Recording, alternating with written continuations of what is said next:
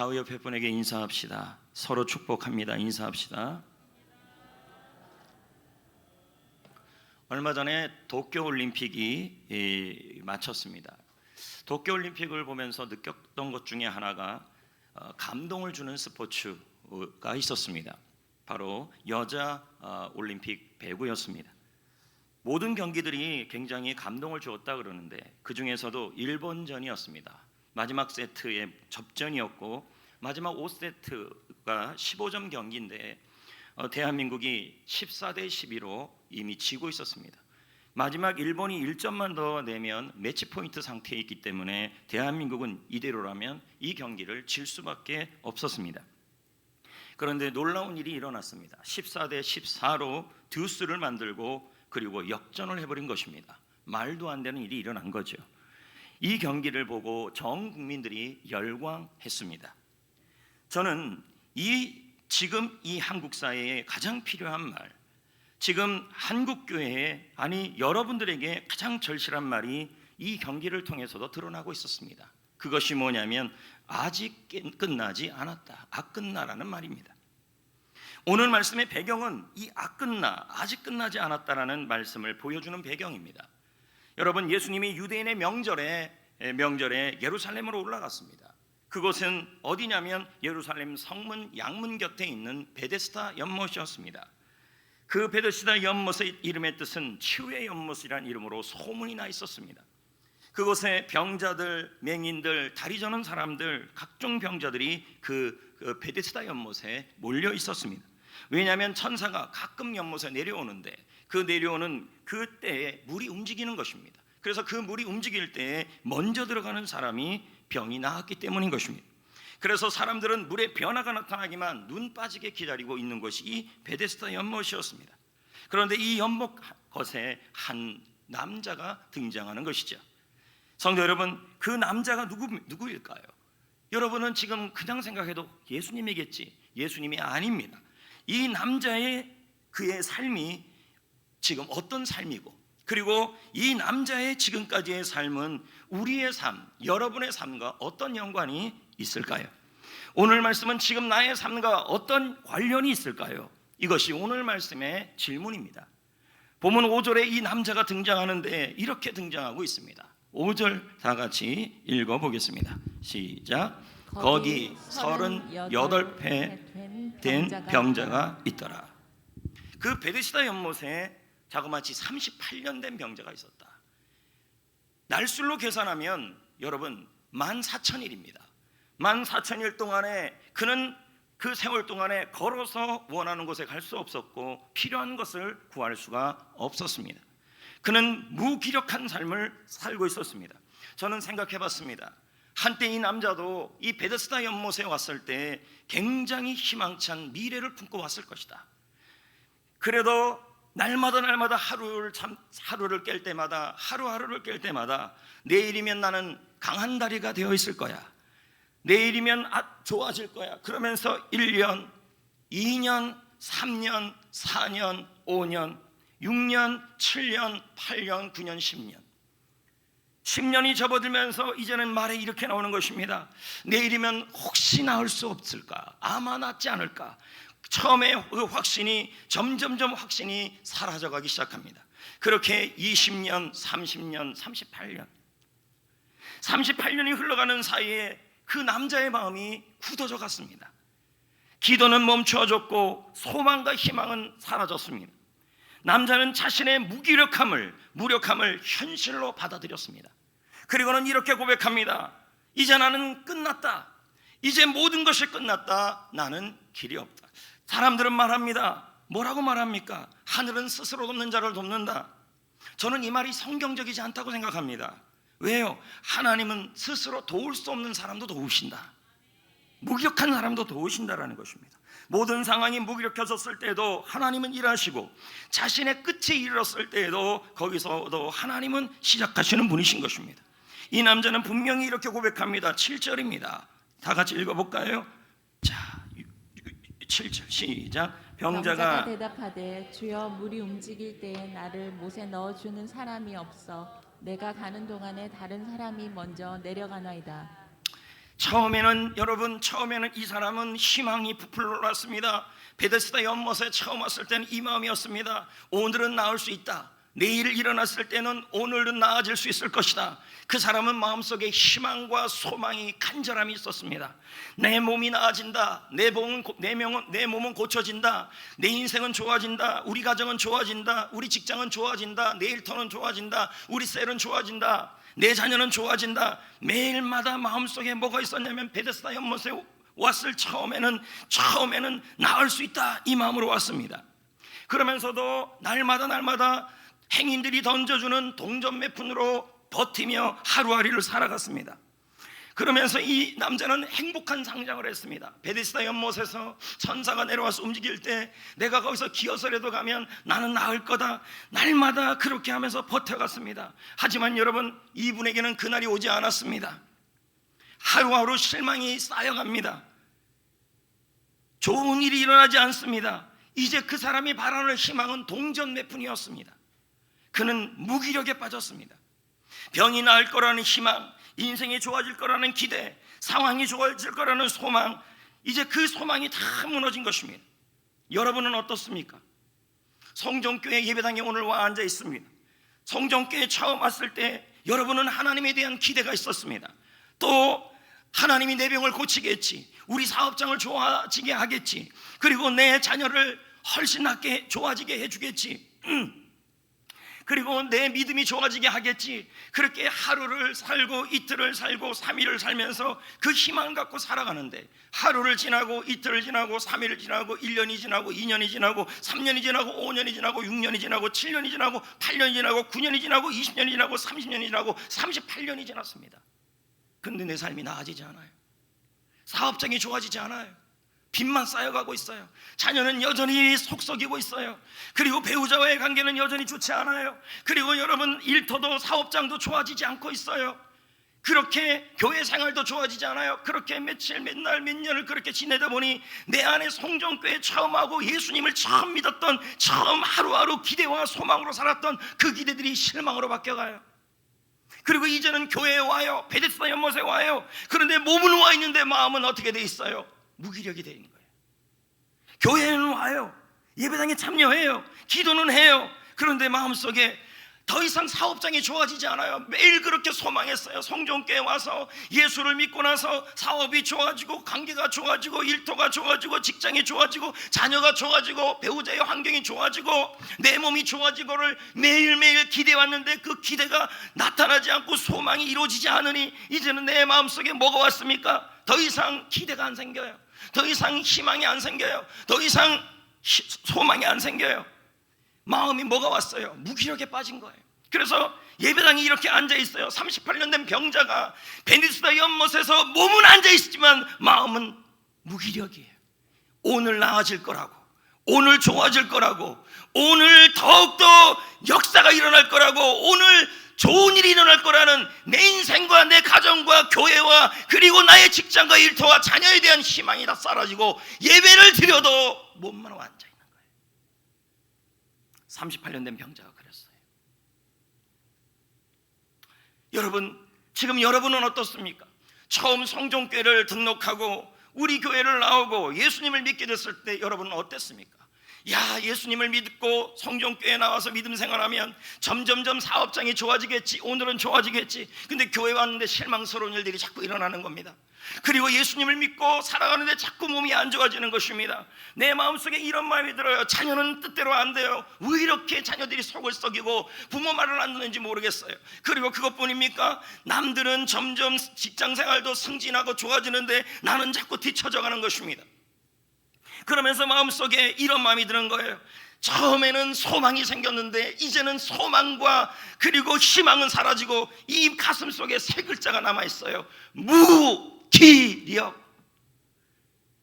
더 이상 신앙생활에 좋아질 거란 기대도 없고 38년 된 병자처럼 베데스다 연못가에 있으면서 예배당에 나와 있으면서 하나님 앞에 있으면서도 이 마음속에 소망과 희망과 간절함은 다 사라졌다는 거예요. 그 38년 된 병자와 우리의 모습을 비교하자는 거예요. 오늘 예배를 드리면서 오늘 이 예배를 통해서 하나님은 나에게 일하실 거라는 기대로 앉아 있습니까? 아니면은 내가 직분자니까, 내가 성도니까, 내가 집사니까, 교회를 오래 다녔으니까 몸이 앉아 있습니까? 근데 마음을 들켜보고 마음을 열어보니까 그 안에는 무기력이 들어있어요. 하나님, 내 사업은 안 좋아져요. 하나님, 그동안 얼마나 많이 실망을 했는지 사업이 안 좋아질 거예요. 교회에 대해서도 마음이 아파 있으니 더 이상 이 교회에 대해서 기대감이 없어요. 그러니까 몸만 와 앉아 있는 거예요. 무기력. 대한민국은 어떻습니까? 코로나19로 인해서 심각한 무기력 속에 빠져 있지 않습니까? 코로나가 주는 공포예요. 신문 사설 칼럼을 읽어보면요, 우리나라는 이렇게 돼 있다는 거예요. 코로나에 걸리면 죽는다라는 공식이 성립돼 있어요. 외국하고 달라요. 그러니까 벌벌 떨어요. 코로나 확진자 됐다, 음성 나왔다, 양성 나왔다, 밀접자 접촉했다 그러면 혹시 죽는 거 아니야? 큰일 나는 거 아니야? 공포감이 조성된 게 지금 우리나라 분위기예요. 그러나 코로나 확진자가 아니라 치사율을 보면, 코로나 걸려서 죽는 사람 숫자 보면 0.3%예요. 독감보다 작아요. 다른 나라는 지금 모두 위드 코로나로 가고 있어요. 그러나 그렇게 말합니다. 위드 코로나로 가도 5,000명, 6,000명 나오는데 우리나라가 위드 코로나 가면 3,000명, 6,000명 나오면 확진자 나오면 어떡하냐? 아무리 확진자가 많아도 치사율은 0.3%밖에 안 돼. 교회발, 저는 생각해요. 지금 이 시대에 교회의 역할은 분명히 있어요.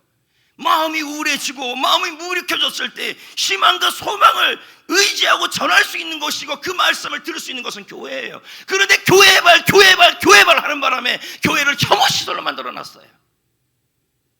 언제까지 여러분, 지금 아까 장로님 기도로는 이제 일상을 준비하고 있다고 그러는데 실제로 읽어보면요, 겁을 내고 있어요.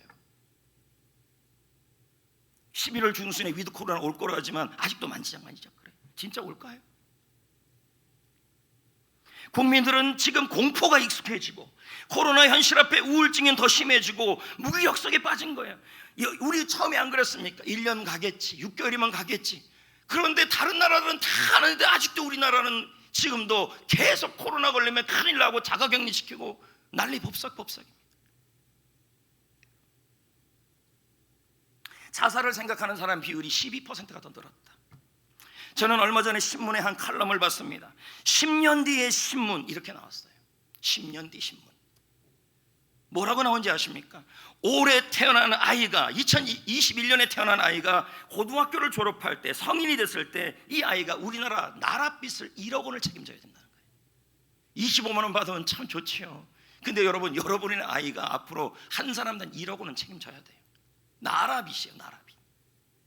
그리고 앞으로 10년만 지나도요, 우리나라 인구의 절반은 50대 이상이에요. 50대 아래에 있는 인구는 천천하게 적다는 거예요. 그리고 10대 인구는 10명 중에 1명이에요. 그러니까 10대 인구는 10%밖에 안 된다는 거예요. 나라가 생생하지 않다는 거예요. 파릇파릇지 않다는 거죠. 대치동 수능 강사가 마저 이렇게 말합니다. 앞으로 8년 안에 수능은 없어질 것이다. 왜? 아이들의 숫자가 너무 줄어든다는 거예요. 국민연금은 어떻습니까? 2057년에 바닥이 날 것이다. 그래서 지금 20대 30대는 30년 넘게 부은 국민연금을 한 푼도 받지 못할 수도 있다. 신문 내용이에요. 코로나로 인해 한국교회가 10,000개가 문을 닫았습니다. 저는 신문에서 그런 신문을 봤습니다. 앞으로 10년이 아니라 2020년이니까 80년, 그러니까 2100년에 한국은 어떨까? 2100년 한국의 인구가 2100년 딱 80년 지나서 한국의 인구는 지금 추세라면 딱 반이에요. 4천만 5천만에서 반, 2,400만이에요. 여러분, 우리나라 국력이 인구에서 나오는데 국력이 확 줄어드는 거예요. 왜냐하면 말세가 멀지 않았다고 제가 수없이 얘기하지만 이런 지표만 봐도 나와요. 앞으로 여러분 딱 2100년만 돼도요, 우리나라 인구는 2,400만이에요. 출산이 감소하고 한국교회는 지역에 소망을 주지 못하며 특히 청년층에게 외면을 받고 있습니다. 청년들 10명 중에 9명은 교회를 혐오시설로 보고 있습니다. 이 코로나를 겪으면서 우리는 한 것도 없는데 계속 교회발 이러니까 이들이 나중에 장년이 될 겁니다. 이들이 교회에 남아있을 거라는 보장이 어디 있겠습니까? 지금 2100년만 돼도요, 더 이상 한국교회는 숫자 갖고 싸움할 시간이 없어요. 지금 왜? 인구수가 2,400만인데 무슨 숫자 갖고 싸웁니까? 자영업자들은 어떻습니까? 직원을 쓰지 못합니다.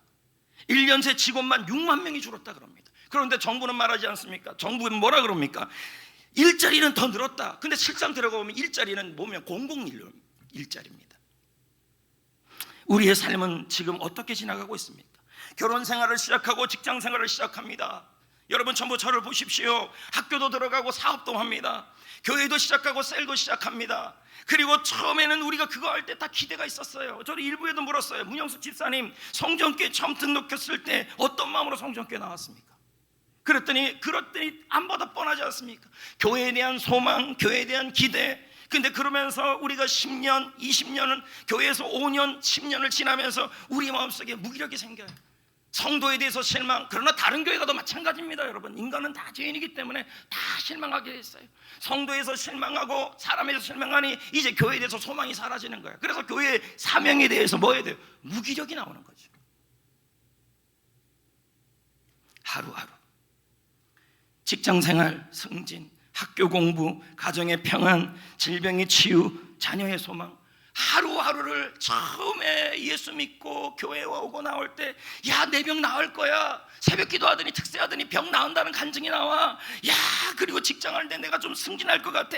그러면서 하루하루를 기대, 소망. 근데 1년이 지났는데도 나아지지 않아요. 자녀들도 나아지지 않고, 직장도 나아지지 않고, 사업도 나아지지 않고, 빚은 자꾸 쌓여가고, 교회 생활은 점점 어떻게 되냐면 자꾸 실망이 드니까 좋아질 거라고, 내일은 내가 교회 생활이 좋아지겠지, 눈 뜨면 또 실망하고, 내일은 더 나아지겠지, 눈 뜨면 또 실망하고, 이게 1년이 되고 2년이 되고 3년이 되니까 교회에 나오는데, 베데스다 연못에 나오는데 몸만 나와 있어요. 이 안에는 뭐가 있어요? 무기력이에요. 교회에 대한 무기력, 자녀에 대한 무기력, 학교에 대한 무기력, 사업에 대한 무기력, 인생에 대한 무기력, 결혼에 대한 무기력, 가정에 대한 무기력, 공부에 대한 무기력. 베데스다 연못에 38년 된 병자처럼 무기력한 상태에서 그냥 베데스다 연못에 나와 있는 거예요. 오늘도 예배당에 나와 있어요. 이렇게 딱 앉아 있어요. 그런데 이 가슴에는 뭐예요? 희망이 없어요. 기대가 없어요.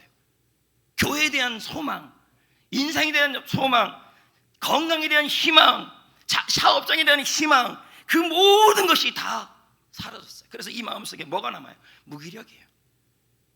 나는 끝났다. 끝나. 의욕이 없어요.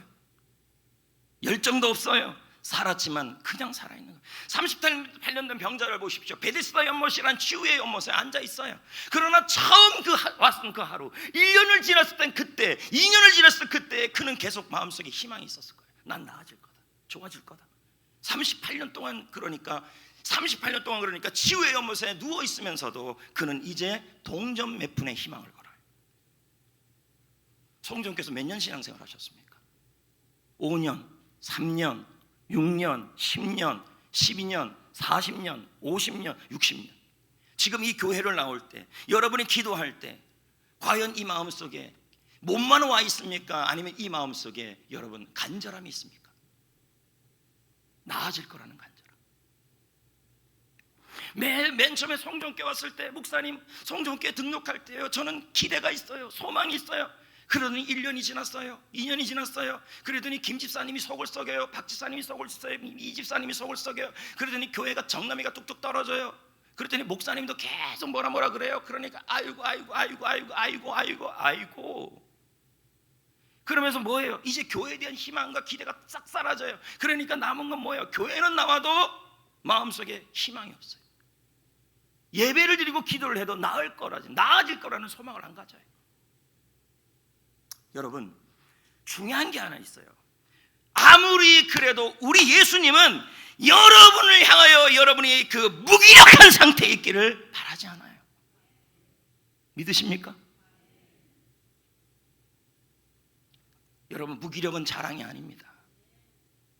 무슨 이유 때문에 무기력해졌습니까? 어떤 이유 때문에 무기력해졌습니까? 베데스다 연못가에 있는 38년 된 병자가 어떤 이유 때문에 무기력해졌을까요?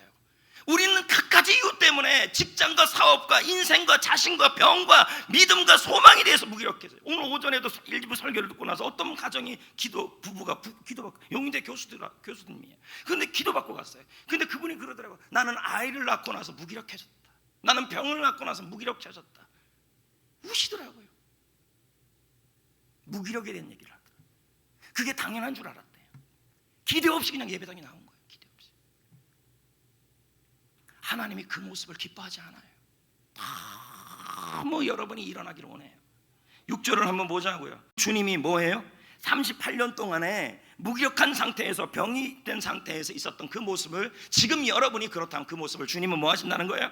아신다. 여러분이 지금 오랫동안 갖고 있는 문제가 뭡니까? 해결하고 싶은 일은 뭘까요? 사람 관계? 몸의 병? 마음의 병? 물질? 사역 문제예요? 가정 문제? 자녀 문제? 믿음 문제? 배우자 문제? 우리는 교회를 나올 때마다 이렇게 나와요. 좋아질 것이다. 나아질 것이다. 그러면서 나왔어요. 근데 안 돼요. 하루를 지나고 이틀을 지나고 1년이 지나고 2년이 지나고 코로나 가운데서도 지나는데도 상황이 좋아지지 않아요. 나아지지 않아요. 그러니까 마음속에 이제 뭐가 생기냐면 되면 되고 말면 말고, 남편 사업이 좋아지면 좋아지고 말면 말고, 몸이 나으면 나았고 말면 말고, 성전교회가 나아지면 나아지고 말면 말고, 이 마음속에 뭐가 생겼어요? 무기력이에요. 하지만 하나님은 이 상황을 아시잖아요. 주님은 이 여러분의 상황을 아시잖아요. 그러면서 주님이 참 이상한 질문을 해요. 6절에 아까 읽은 말씀의 후반절이에요. 뭐라고 질문할까요? 내가 아니 뭐 이런 질문을 다 해요? 아니 그 사람이 그 병자가 거기 누워 있으면 그냥 일반적으로 보면 낫고 싶겠죠. 그런데 주님은 이 질문을 했다는 거예요. 깊은 뜻이 있어요. 무슨 뜻일까요? 네가 아직도 낫고 싶어 하느냐? 왜요? 38년 동안에 계속 뭐 한 거예요? 지나오면서 무기력해진 거예요. 그래서 내 몸이 나아질 거라고 이젠 기대 안 해요. 좋아질 거라고 기대 안 해요. 내 가정이 나아지고 내 일터가 나아지고 내 몸이 나아지고 내 상황이 나아지고 내 자녀가 나아지고 내 사역이 나아지고 우리 교회가 나아질 거라는 그 기대를 이젠 안 해요. 그러니까 주님이 뭐라고 질문하냐면 너 38년 된 병자야, 아직도 나아지기를 원하느냐예요. 이 말은 뭐냐면 너 무기력한 몸만 지금 베데스다 연못에 와 있느냐? 너 지금도 낫고 싶은 간절한 희망을 갖고 있어야 한다 이 말이에요. 근데 그 희망이 사라졌다는 거예요. 우리도 이럴 수 있죠. 인생이 나아질 소망, 가정이 좋아질 소망, 셀이 나아질 소망, 사업이 나아질 희망, 나라의 상황이 좋아질 기미, 이 기미들이 하루하루 소망을 갖는데 우리가 생기지가 않아요. 오죽하면 여러분 여론조사가 뭐가 나왔습니까? 대선주자, 유력주자 1번, 2번에 대한 지지율이 20%대예요. 그러면 이번에 투표하고 싶은데 찍을 후보가 없다가 35%가 넘어요. 그건 뭐예요? 국민들이 나라의 상황이 좋아질 희망을 버렸다는 얘기죠. 그런데 하나님은 우리에게 말하는 거예요. 희망을 버려도 무기력하게 있지 말고 포기하지 말고 내년에 기도하면서 투표해야 돼요. 안 그렇습니까 여러분? 맞지 않아요? 그래도 투표해서 하나님 앞에 좋은 사람을 세워야죠. 나라가 바른 길로 갈 수 있도록. 교회는 오지만 하나님에 대한 기대는 없이 와 앉아 있습니다. 그럴 수도 있다는 거예요. 기도는 하고 있어요. 기도는 해요. 주여. 그런데 내 기도가 응답이 안 돼요. 1년이 지났는데도 응답이 안 되고 2년이 지나도 응답이 안 되고 3년이 지나도 안 되고 오늘이면 나 응답되겠지, 내일이면 응답되겠지. 근데 응답이 안 돼요. 응답이 안 되니까 이제 마음속에 뭐가 와요? 이제는 뭐예요? 더 이상 기도는 하고 있지만 하나님이 응답할 거라는 희망을 버려버렸어요. 기도는 하지만 몸만 와 있어요. 교회에 나와 있지만 몸만 와 있어요. 마음속에 뭐가 있는 거예요? 더 이상 하나님이 좋아질 거라는, 좋게 할 거라는 기대감이 사라진 거죠. 이걸 뭐라 그래요? 무기력이죠. 하나님은 왜 이 남자가 이런 무기력에 빠졌을까요? 두 가지 이유예요. 너무 오랫동안 병이 낫지 않았기 때문에, 너무 오랫동안 그 사람의 상황이 심각했기 때문에 이 사람의 상황이 너무 심각했어요. 그런데 그 상황이 심각한 것이 낫지 않으니까 무기력이 온 거예요. 여러분도 마찬가지예요. 내가 하나님께 구하고 기도하는 내용들이 있어요. 문제거리가 있어요. 근데 그 상황이 해결되지 않고 있으니까 우리는 뭐예요? 하나님이 오늘 예배드려도, 하나님께 기도해도, 하나님께 찬양을 해도 하나님이 나아지지 않게 할 거라고 생각하면서 기대와 희망을 버려버린 거죠. 문제가 해결이 안 되니까. 두 번째는 뭐예요? 환경 때문이에요. 매일 주위에 누가 있어요? 아픈 사람만 있는 거예요. 여기 가도 다리 아픈 사람, 저기 가도 눈 아픈 사람, 그냥 주위에 아픈 사람만 1년 내내 있으니까 뭐예요? 병이 비정상적인 게 정상이 돼버린 거죠. 주위에 상처받은 사람, 아픈 사람들이 너무 많으니까 이 사람은 뭐예요? 상처받았다, 뭐 받았다, 뭐 받았다, 그런 사람들 말만 자꾸 듣다 보니까 뭐예요? 교회에 대한 기대, 그리고 하나님에 대한 소망, 기대, 나아질 거라는 기대 다 사라져버린다는 거죠. 이걸 뭐라 그래요?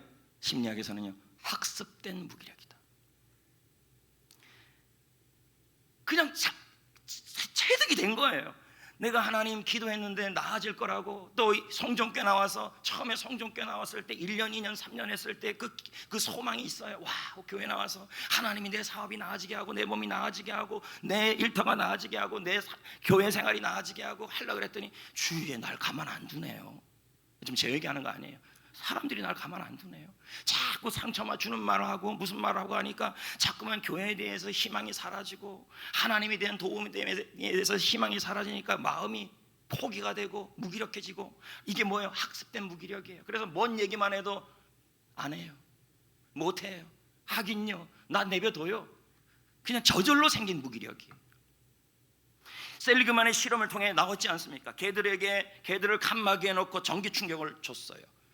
그러면 칸막이를 치웠는데도, 충격도 안 줬는데도 개는 안 움직여요. 무기력이에요. 학습된 무기력. 이미 자기 스스로가 마음에 결심을 해요. 포기, 못해, 무기력. 처음에는 재정 상태가 좋아질 거라고 생각했어요. 근데 빚만 자꾸 쌓여요. 사춘기 자녀들이 알아서 정신 차릴 줄 알았어요. 근데 자꾸 방황해요. 부부 사이가 나아질 거라고 기대했어요. 하지만 시간이 지나면 더 안 좋아지고 있어요. 교회 생활이 좋아질 거라고 기대했어요. 그런데 시간이 지나면서 점점 더 안 좋아져요. 그러니까 뭐예요? 마음속에 실망이 쌓이고, 실망이 하루 쌓이고 또 쌓이고 또 쌓이고 또 쌓이고 또 쌓이고 또 쌓이고, 켜켜이 자꾸 쌓이는 거예요. 그러다 보니 마음속에 뭐가 생겨요? 의욕이 사라지고, 열정이 사라지고, 눈에 총기가 사라지고, 그리고 무기력해지는 거예요. 그리고는 그 무기력이 익숙해졌어요. 근데 교회는 안 나올 수가 없어요. 새벽에 나오지 않을 수는 없어요. 그리고 기도는 안 할 수 없어요. 그러니까 어떻게 해요? 교회 베데스다 연못에 나와 있지만 38년 된 병자같이 나와 있어요. 무기력이. 성도 여러분, 우리 예수님은 여러분이 무기력에서 나오기를 원하십니다. 어떤 이유든지 간에 나오기를 원하시는 줄 믿습니다. 상황보다 더 큰 문제는 무기력입니다. 그런데 이 남자는 무기력에서 나올 수가 없었어요. 그가 무엇이라고 말합니까? 7절을 다시 한번 읽어봐요. 우리 주님은 뭐라고 얘기했어요? 네가 낫고자 하느냐? 네가 다시 한번 일어나서 나아가야 될 희망을 아직도 가지고 있느냐? 너 다시 교회 생활, 직장 생활, 가정 생활, 자녀에 대한 거, 일터에서 나아질 거라고 다시 간절한 희망을 갖고 있느냐? 아니, 가져야 한다, 이 말이에요. 그랬더니 7절에 이 병자가 하는 말이 뭐예요? 핑계를 대요. 못한대요. 예수님의 관심은 네가 못하는 거가 아니라, 도와줄 사람이 있냐 없냐가 아니라, 예수님의 관심은 네가 낫고자 하느냐예요. 지금 38년 된 동안 어떠한 변화가 일어나도, 지금도 직장이, 지금도 교회 생활이, 지금도 일터가, 지금도 가정 생활이, 지금도 나의 건강이, 지금도 나의 사명이 하나님께서 좋아지게 할 거라고 마음속에 희망을 갖고 있느냐, 이거예요. 아멘. 그랬더니 병자는 핑계대요. 우리도 다 그러잖아요. 뭐라고 합니까? 보자고요. 시작. 병자가 대답하여 주여, 물이 움직일 때 나를 못에 넣어주는 사람이 없어 내가 가는 동안에 다른 사람이 먼저 내려가나이다. 지금 뭐 하고 있어요? 핑계대고 있는 거예요. 도와줄 사람이 없다. 나를 인도해 줄 사람이 없다. 나는 혼자다. 나는 번번이 좌절됐다. 그래서 나는 안 된다. 핑계를 대고 있는 거예요. 무기력을 그래도 누구 앞에 고백하고 있어요? 주님 앞에 고백하고 있는 거예요. 여러분, 너무 감사한 건요, 주님은 이 남자의 상태와 상관없이 오셨어요. 그리고 예수님의 도움을 받기 위해서 이 남자는 오디션을 볼 필요가 없었어요. 예? 101 오디션 뭐 이런 거, 국민 가수 오디션, 나는 자연인이다, 아니 잘못 얘기했네요. 미스터 트롯 이런 오디션 볼 필요가 없어요. 그냥 무기력을 고백하기만 하면 되는 거예요. 나는 못합니다, 이 얘기죠. 카일 아일드만은 말합니다. 읽어보겠습니다. 시작. 우리에게 필요한 것은 그저 우리의 무기력을 그분 앞에 내려놓는 것이다. 우리가 끝에 이르면 바로 그것에 주님이 우리를 만난다. 거기서 기다리고 계신다는 거예요. 여러분, 지금 여러분이 어떻습니까? 성전교회 처음 왔을 때, 아니면 은혜를 처음 받았을 때, 아니면 여러분 그러면서 하나님 앞에 사업의 승진, 직장에서의 승진, 자녀의 회복, 그리고 물질의 회복, 몸의 건강, 그러면서 우리 교회 왔을 때 교회에 대한 힘을, 와, 성전교회는 다르네 하면서 왔는데 보다 보니까 김 집사님이 속을 썩이고 박 집사님이 속을 썩이고, 그러더니 마음속에 뭐가 되면 실망이 켜켜이 쌓이다 보니 뭡니까? 마음속에 의욕이 사라지고 소망이 사라지는 것이죠. 근데 주님은 그 무기력에서 있기를 원치 않은 거예요. 네가 아직도 낫고자 하느냐? 네가 아직도 희망을 갖고 있느냐? 가정에 대해서, 인생에 대해서, 회복에 대해서, 교회에 대해서 아직도 희망을 갖고 있는 것이 더 중요하고, 네가 이 무기력에서 나올 수 없다면 그 무기력을 주님 앞에 내려놓아라 라는 것이죠.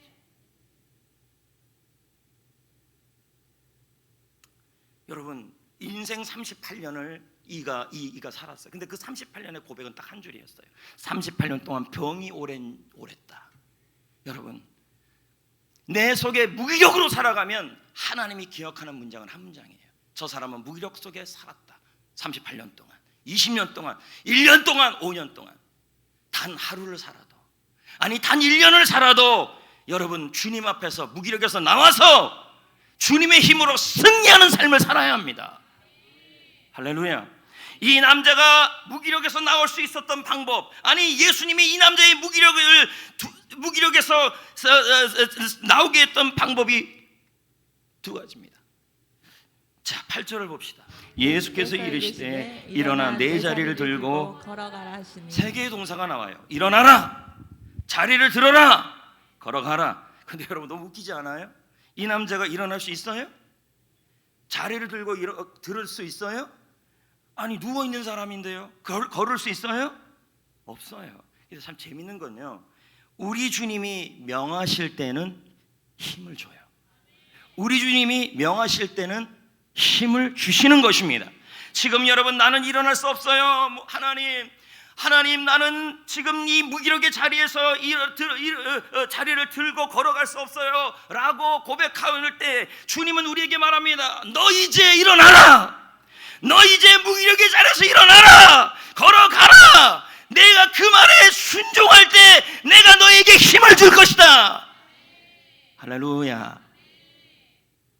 이사야 40장 29절, 에베소 6장 10절 뭐라고 나옵니까? 읽어봅시다. 시작. 피곤한 자에게 무능한 자에게는 힘을 더하시고. 할렐루야. 에베소 6장 10절, 너희가 주 안에서와 그의 힘의 능력으로 강건하여 지키라. 할렐루야. 오늘도 주님은 우리에게 말씀합니다. 무기력에서 너 이제 일어나라. 절망의 자리에서 일어나라. 하나님은 분명히 말합니다. 에베소 1장 말씀에 너희의 마음의 눈을 밝히사 그의 부르심의 소망을 알게 하시고 그 힘의 위력으로 역사하신다. 하루하루 지났는데도 교회에 대해서 기대가 안 생기고, 예를 들면 다 그런 건 아니지만 그럴 수도 있겠죠. 일터에 대해, 승진에 대해, 내 몸의 회복에 대해, 이제 병이 내 친구가 돼버렸다고 그냥 인정해버리는 거죠. 근데 우리는 이렇게, 하나님은 이렇게 말씀하는 거예요. 아직도 낫기를 원하느냐? 네가 낫기를 원하느냐? 네가 나아지기를 원하느냐? 간절함, 희망, 소망 가지라는 얘기죠. 그리고 주님은 말합니다. 머뭇머뭇대지 말고, 도와줄 사람이 없다라고 말하지 말고, 환경이 그렇다고 말하지 말고, 그런 환경에서 베데스다 연못에 앉아있지만 말고 매 예배 때마다, 아니 지금 주님께서 지금 말씀하시는 거예요. 너 이제 일어나라. 무기력의 자리에서 일어나라. 걸어가라. 내가 힘을 줄 것이다. 예. 왜 주님은 우리를 무기력에서 일어나고 힘을 주실까요? 디모데후서 4장 17절 말씀을 봅시다. 읽어볼까요? 시작. 주께서 내 곁에 서서 나에게 힘을 주셨어요. 왜요? 나로 말미암아 선포된 말씀이 온전히 전파되어 모든 이방인들이 듣게 하려 하심이니. 그러니까 왜 주님이 우리에게 힘을 주고 지금 이 무기력에서 나오라고 그러는 거예요? 복음의 도구가 되게 하기 위해서. 여러분 사업이 나아질 거라고, 직장이 나아질 거라고, 그리고 자녀가 나아질 거라고, 여전히 교회 생활이 나아질 거라고 여전히 뭐 하셔야 돼요? 희망을 가져야죠. 근데 우리는 이렇게 말합니다. 교회 생활하는데 도와줄 사람이 없어요. 사람 보면 실망만 돼요. 나를 도와줄 사람이 없어요. 직장에서 나를 도와줄 사람이 없어요. 내 몸을 보세요. 나는 일어날 힘도 없어요. 자꾸 이렇게 말을 한다는 거예요. 주님의 관심은 그게 아니에요. 주님의 관심은 뭐예요? 낳고자 하는 소망이에요. 그리고 주님은 그런 사람에게 말해요. 일어나라. 자리를 들고 일어나라. 네. 한번 쭉 이렇게 한번 훑어볼게요. 네, 네, 할렐루야. 네, 네. 2대8 가름하네요. 네, 됐어요. 그렇다는 것입니다. 여러분, 그러면 주님 우리가 무기력해서 나와야 될 때가 언제일까요? 그러면 내일 좀 나올까요? 나와야 할까요? 다음 주에 나와야 할까요? 주님은 아니에요. 지금이에요. 오늘이에요. 오늘 이 예배 시간이에요. 할렐루야. 지금 주님의 힘으로 일어나야 합니다. 왜요? 하나님이 가장 좋아하는 시간은 바로 지금입니다. Right now. 핑클의 노래. 지금. 유원만 교수는 말합니다. 지금까지보다 지금부터가 중요하다. 지금까지 38년 동안 여러분이 무기력해 있고 최근까지 무기력해 있다 할지라도 지금까지 그러더라도 지금부터가 중요하다는 거죠. 지금까지 모든 것이 끝나였어요? 죽을 병에 걸려 있습니까? 내게 일어날 힘이 없다고 부르짖습니까? 재기의 기회가 사라졌습니까? 모아둔 돈을 다 날렸습니까? 건강이 나빠졌습니까? 집이 저당 잡혔습니까? 관계가 깨지고 있습니까? 일이 될 듯 될 듯 안 되고 있습니까? 그래서 지금까지 무기력 속에 있었습니까? 주님이 기뻐하지 않습니다. 주님은 지금도 말합니다. 아직도 네가 소망을 갖고 있느냐? 성경교회에 대한 소망, 인생에 대한 소망, 셀에 대한 소망, 자녀에 대한 소망, 직장에 대한 소망, 이 소망을 통하여 주님은 힘을 주시고 그 사람에게 복음의 도구로 만들어 쓰실 거라는 얘기입니다. 사업장이요, 일터가, 직장이.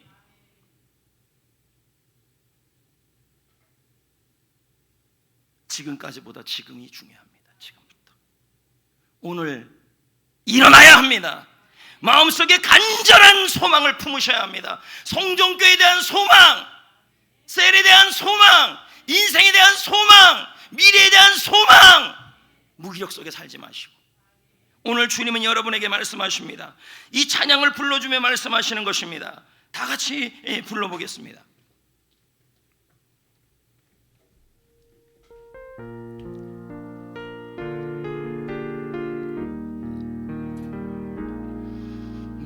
내가 약할 때 나의 강함이 되신 주, 때때로 넘어질 때 다 같이 부릅니다. 내게 새 힘을 주시네. 내 너를 도와주리. 내 너를 건지리니. 너희 죄 일어나라. 너희 죄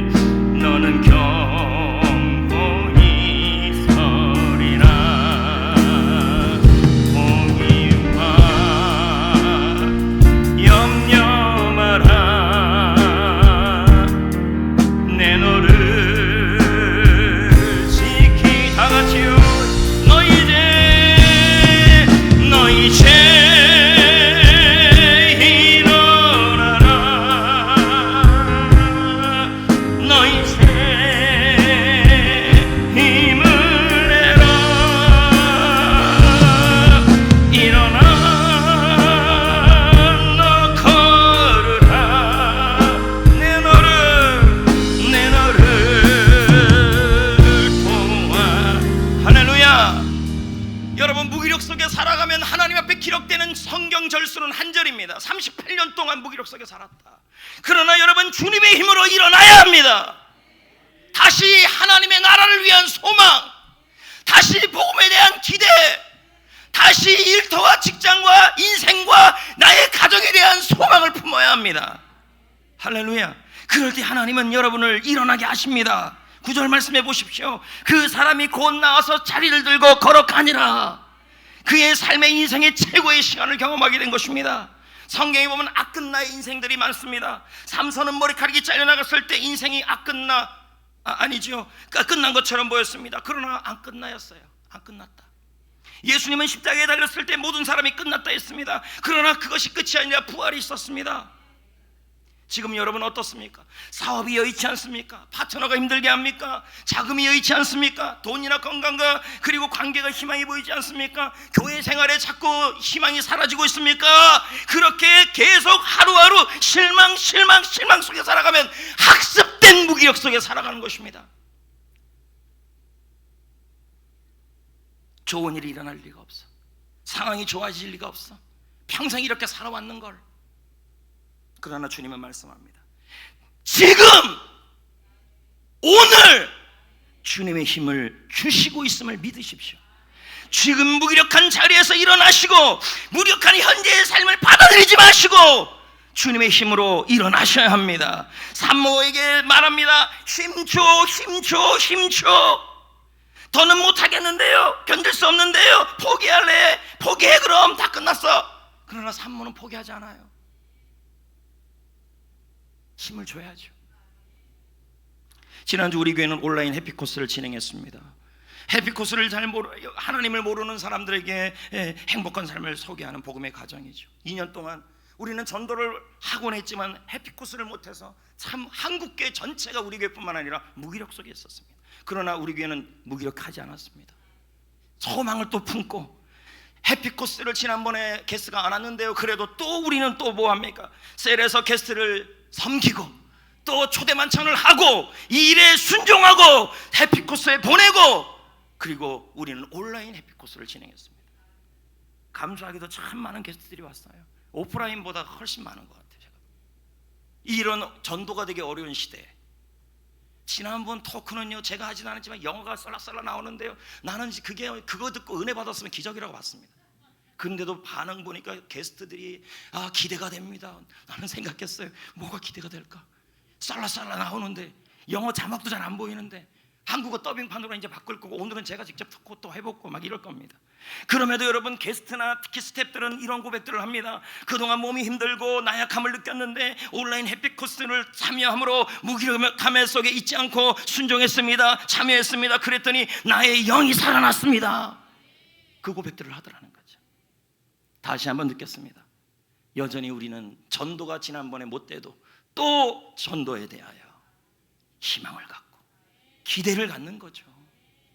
하나님이 그런 사람들에게 일을 이루시고, 저는 한 소년을 소개하려고 합니다. 이 소년은 월드컵 해에 태어났어요. 2002년에. 그의 아이의 이름은 크리스토퍼 더플리입니다. 이 엄마가 마약 중독자였어요. 그러니 이 아이를 임신한 상태에서 계속 마약을 하니까 이 아이가 6개월 만에 미숙아로 태어나버린 거예요. 뇌가 자라지 못했죠. 그리고 시력이 상실됐죠. 그리고 아이가 자폐증에 걸린 거예요. 근데 이 아빠 엄마가 이 아이를 그 18개월도 되지 않은 아이를 위탁기관에 그냥 넘겨버렸어요. 무기력. 그럼 이 아이가 이제 나이가 들어가면서 무슨 생각이 들까요? 내 인생은 끝났다. 아이인데도 그걸 모르겠습니까? 피덩이였던 이 아이의 인생은 무기력이에요. 그러나 우리 하나님은요 오디션을 보고 도와주지 않아요. 할렐루야. 만약에 이런 아이를 낙태법으로 통과시켰다면 이 아이들은 뱃속에서 다 죽어야 되는 겁니다. 그 낙태법이 위험하다는 얘기가 이런 거예요. 이런 생명도 하나님의 영광을 돌릴 수 있어요. 하나님의 은혜가 이 아이에게 임하기 시작했어요. 어떻게 해요? 독실한 크리스천 고모, 그의 고모가 이 아이를 찾아나서 자신의 아들로 입양해버렸어요. 근데 이 아이를 어떻게 키워요? 그래도 사랑으로 키우고 앞이 보이지 않아요. 눈도 안 보여요. 말도 안 해요. 근데 이 아이는 너무 무기력한 상태예요. 그러나 하나님 모르겠어요. 근데 분명한 건 이 아이가 처음 불렀던 찬양이 오픈, 내 눈을 열어 주를 보게 하여. Open your eyes to Lord.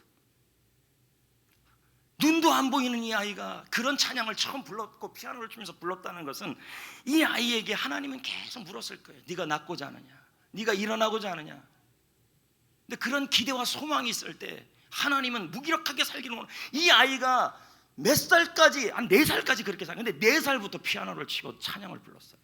그러면 그 4살까지 오랜 병을 통해 무력하게 살아갔던 그 인생이 기억이 안 되는데 그 이후 4살부터 이후부터 그의 삶에 주님의 힘으로 무기력해서 일어났던 그의 삶이 지금 기억이 되고 있기 시작.